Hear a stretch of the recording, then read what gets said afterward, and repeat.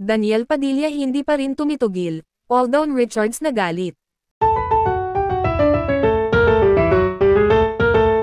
Isang matinding emosyon ang bumalot sa mundo ng showbiz matapos makitang nagmamakaawa si Daniel Padilla kay Catherine Bernardo na muling balikan siya. Ngunit sa kabila nito, hindi pumapayag si Alden Richards matapos ang lahat ng nangyari. Matapos ang lahat ng kontrobersya, si Daniel Padilla ngayon ay desperadong humihingi ng pangalawang pagkakataon kay Catherine Bernardo. Ngunit tila hindi ito magiging madali dahil si Alden Richards ay nananatiling matatag sa kanyang paninindigan na hindi na muling masasaktan si Catherine.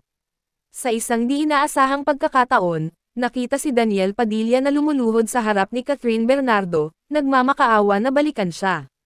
"Kath, alam kong nagkamali ako, pero please, bigyan mo ako ng isa pang pagkakataon," ngunit sa harap ng madla, kitang-kita ang lungkot at panghihinayang sa mukha ni Catherine.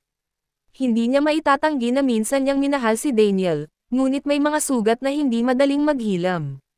"Daniel, hindi na ganon kadali. Hindi ko alam kung kaya ko pang bumalik." Sa likod ng eksenang ito, isang lalaking puno ng determinasyon ang tahimik na nanunood, si Alden Richards.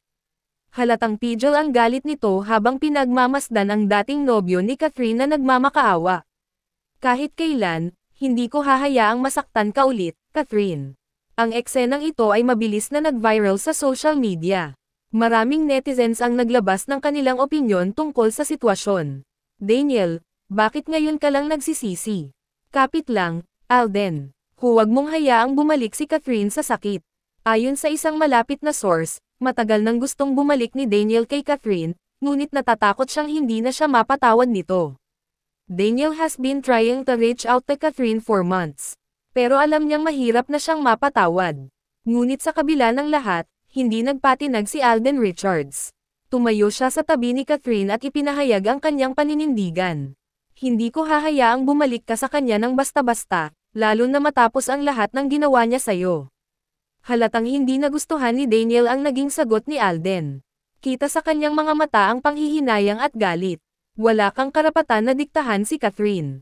Hindi mo alam kung ano ang meron kami." Ngunit sa halip na magpatuloy sa away, kalmado lang na sumagot si Alden. "Ang mahalaga, alam kong mas ligtas at mas masaya siya ngayon. Hindi ko hahayaan na bumalik siya sa isang relasyon na puro sakit lang ang dinanas niya." Habang patuloy ang tensyon sa pagitan ng dalawang lalaki, si Catherine naman ay tila nalilito sa sitwasyon. Hindi ko alam kung paano ko ito haharapin."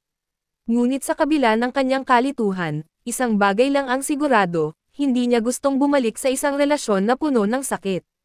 "Daniel, tapos na tayo. Hindi ko na kayang ibalik ang dati." Ang pahayag na ito ay parang patalim na tumarak sa puso ni Daniel. Kitang-kita ang sakit sa kanyang mga mata. "Kath, please, mahal pa rin kita." Ngunit sa kabila ng kanyang pagsusumamo, nanatili si Catherine sa kanyang desisyon. "Daniel, kailangan na nating tanggapin na hindi na tayo tulad ng dati."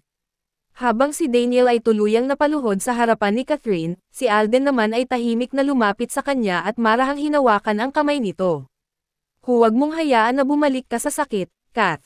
Sa puntong iyon, tila nagising si Catherine sa katotohanan. Huminga siya ng malalim at tuluyang binitiwan ang nakaraan. "Paumanhin, Daniel, pero tapos na talaga tayo." Sa harap ng maraming tao, isang sugatang puso ang tuluyang binitawan. Si Daniel Padilla, luhaan at walang nagawa, samantalang si Alden Richards ay nanatiling matatag sa tabi ni Catherine. Matapos ang tensyonadong tagpong ito, muling naging usap-usapan ang tatlong pangalan na ito sa social media. Maraming netizens ang pumuri kay Catherine sa kanyang matapang na desisyon, habang ang iba naman ay nahabag kay Daniel Padilla. Ngunit isang bagay ang malinaw, ang nakaraan ay hindi na maibabalik, at ang hinaharap ay nakalaan sa mga taong handang ipaglaban.